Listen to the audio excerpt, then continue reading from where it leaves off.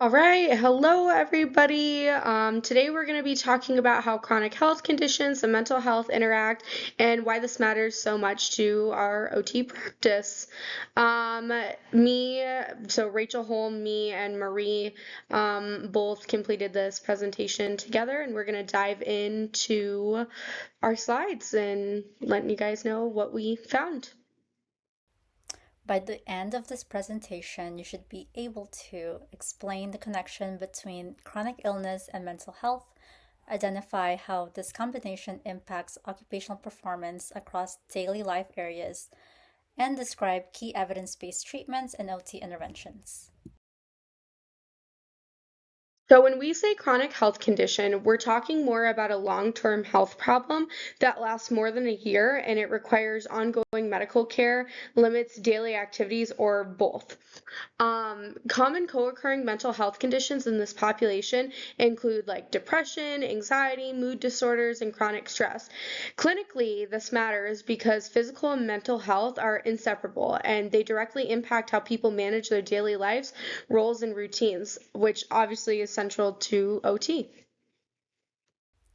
We ended up covering major depressive disorder for the DSM 5 TR criteria, as we see that it is common and relevant in chronic illness. This includes sleep disturbances, including insomnia or hypersomnia, suicidal ideation or recurring thoughts of death, weight or appetite changes, psychomotor agitation or retardation, fatigue or loss of energy, feelings of worthlessness or excessive guilt, cognitive difficulties like problems with concentration and decision making. These symptoms can show up on top of the demands of managing a chronic condition, compounding functional impact. So, now we're going to talk about prevalence and why it matters. So, depression and anxiety are not rare side issues in chronic illness. They're actually really common. About 30 to 40% of people with chronic disease have depressive disorders, and roughly one third experience both depression and anxiety. For OT, this means these conditions are predictable barriers to function, participation, and rehab success, not just background diagnoses. Several risk factors help explain why mental health concerns are so prevalent among people with chronic conditions. This includes ongoing pain, fatigue and flare ups, loss of independence, financial stress or missed work, medical trauma and frequent appointments, social isolation, burnout from constant self management, and all of these can lessen motivation, hope, and ability to engage in everyday occupations. Okay, going into cultural and gender considerations. So, as we've all been learning lately, and as we know, stigma plays a big role. When people internalize stigma around chronic illness or mental health, they oftentimes we can see that they might delay seeking care, hide how bad the symptoms are, or just not want to participate or disengage from any services. There are also documented pain and treatment biases too. Like, for example, racial bias leading to undertreatment of pain, increased suffering, activity limitations, and mistrust of providers. Racial and ethnic minority groups face structural barriers like insurance gaps, transportation, and language barriers that limit access to both medical and mental health care. Um, Touching on gender differences too, those obviously matter too. Women are more likely to report depressive and anxiety symptoms and seek help, while men are more likely to underreport it and avoid services, and that can all lead to an experience of role loss, especially when the illness starts to disrupt their work and role participation. For many chronic conditions, physical and mental health share overlapping causes and influence each other's course. In diabetes, depression can increase diabetes risk through inflammation, metabolic changes, and behavior. In heart disease, the mental illness is associated with increased coronary heart disease incidence, while having CHD increased risk of depression. In cancer, treatment effects, pain, and fatigue can contribute to depression and anxiety. Prognosis is often worse when mental health needs are unaddressed. We see higher mortality, cardiometabolic, um, multimorbidities, morbidity, functional decline, and additional conditions. Integrated care and lifestyle factors, including rehabilitation and OT, can help improve prognosis. Impact on ADLs. So, chronic health conditions plus mental health illness often show up as a concrete barrier to basic ADLs, not just low motivation. For addressing pain, stiffness, neuropathy, dyspnea, or like cardiac fatigue, this can make reaching, bending, and managing fasteners very difficult or unsafe, and the depression can reduce one's initiation. So a person may stay in sleepwear or avoid more effortful clothing because they feel like they can't do it. For hygiene and grooming, low energy and impaired concentration make tasks like toothbrushing, hair care, or shaving overwhelming, and anxiety can lead to either overfocus, like excessive grooming rituals, or just avoiding it completely. As far as bathing and showering goes, this can be limited by like fall risk, shortness of breath, neuropathy, fear of fainting, also combined with depressive avoidance, and this could lead to skipping showers and like a loss of their routine.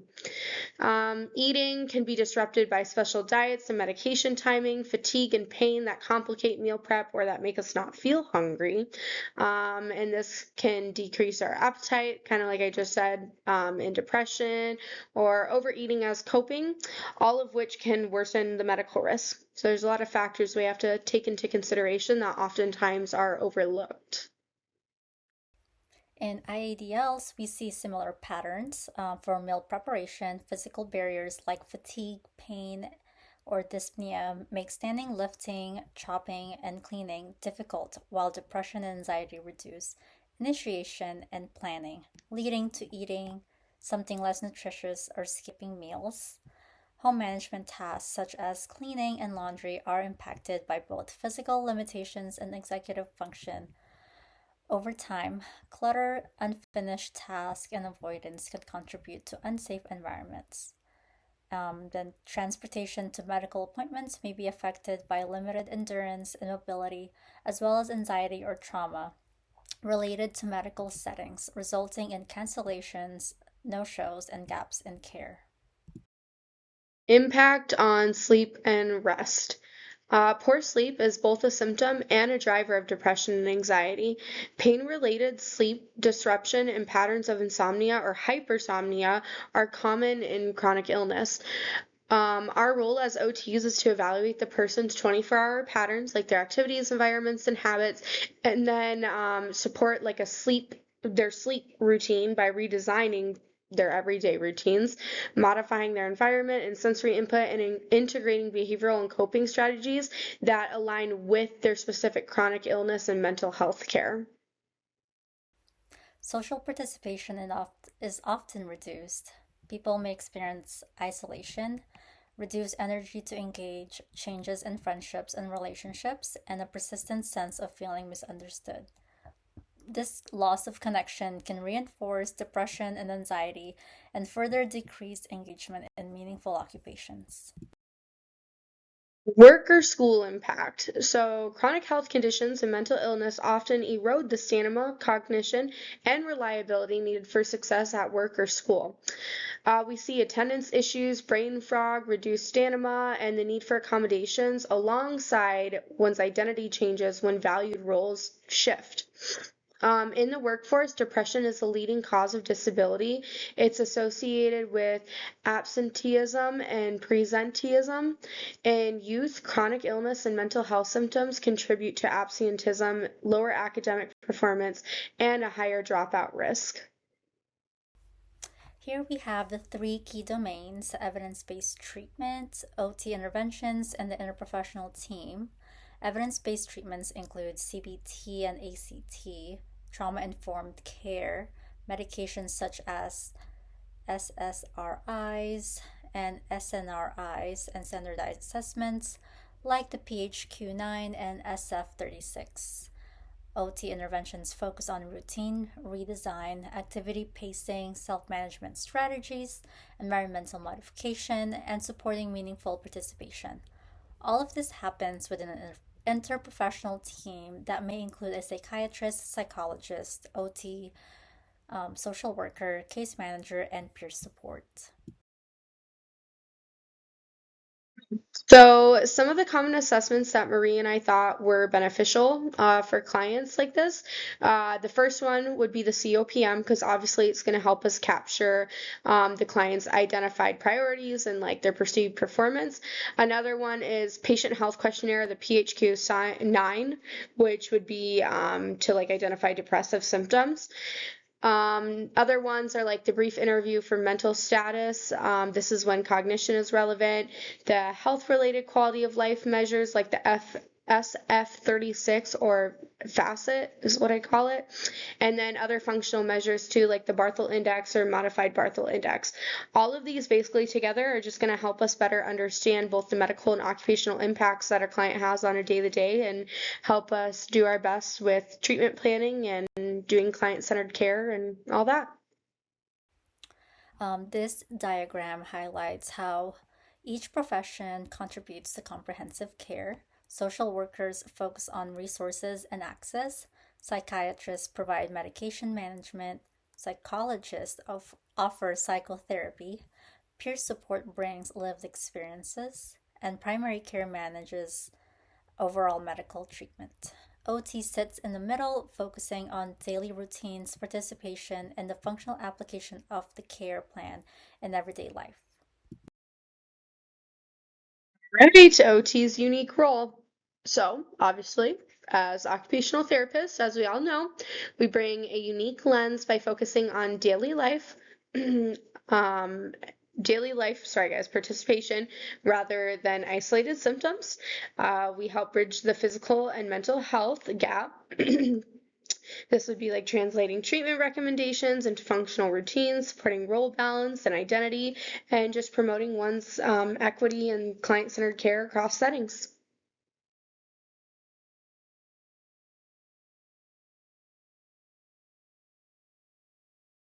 Right, our case study. This first slide focuses more on the occupational profile of our client. So our client Jordan is a 45-year-old adult living with chronic health condition that causes ongoing pain and fatigue. Jordan reports increased symptoms of depression and anxiety related to changes in daily routines, work participation, and social engagement.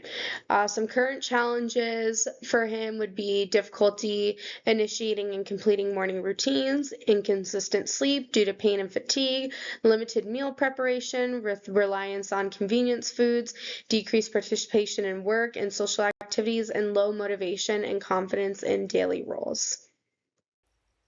For Jordan, we might use the COPM, the PHQ-9, and an occupational profile interview to better understand priorities, mood, and daily patterns. A long term goal could be within 8 weeks, Jordan will independently complete a consistent morning routine, including self care and meal preparation, at least 5 days per week to support participation and role engagement.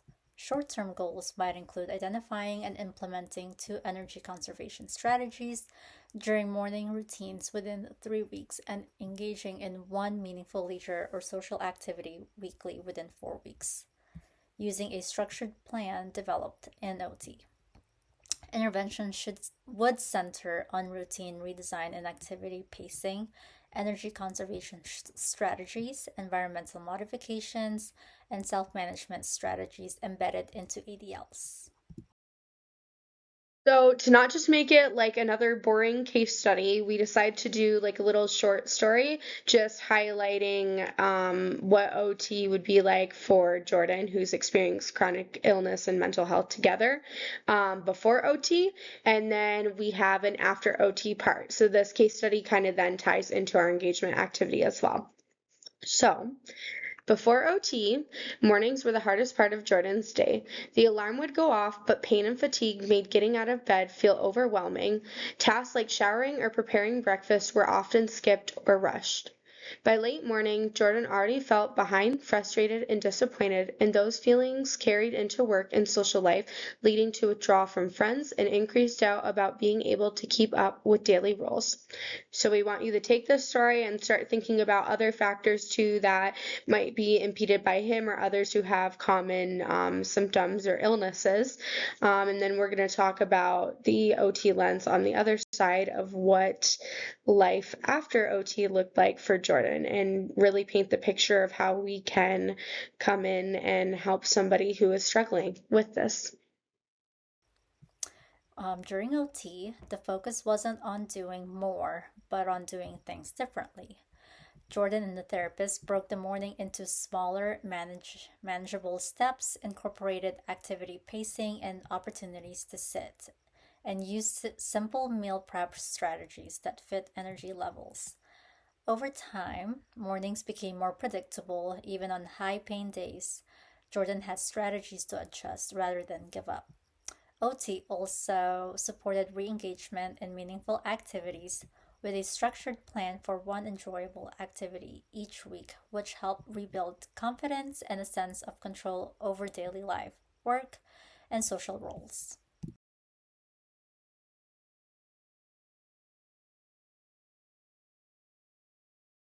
So our engagement activity, we're going to apply an OT lens to flare up the scenario for Jordan. So imagine Jordan has a symptom flare up, which has increased his pain, fatigue, and low mood, leading to him starting to miss work, and now he's struggling to complete his daily routines. I know we're doing it in discussion post form. So, what we want you guys to do after reading through the case study, the OT profile, the assessments and goals, and reading the little short story we made, we want you guys to identify 2 OT interventions that would support occupational participation during this new flare up and describe 1 environmental or routine modification that could help Jordan maintain daily rules. Yeah, just like I said, just kind of look at the other slide where we identified some intervention and goals, and you can try to build off of that. And also just help give me and Marie more ideas. It's nice to have everybody else's perspective. In a nutshell, chronic health conditions and mental health concerns deeply affect how people complete daily routines, care for themselves, and participate in meaningful activities. As OTs, we focus on how these challenges show up in everyday life, and we support clients by adapting routines, modifying environments, and building strategies that encourage participation. This topic highlights how important OT is in promoting participation, independence, and equitable care across physical and mental health settings. Guys, here is all of our references. Thank you so much for listening, and yeah, looking forward to seeing your guys' presentations.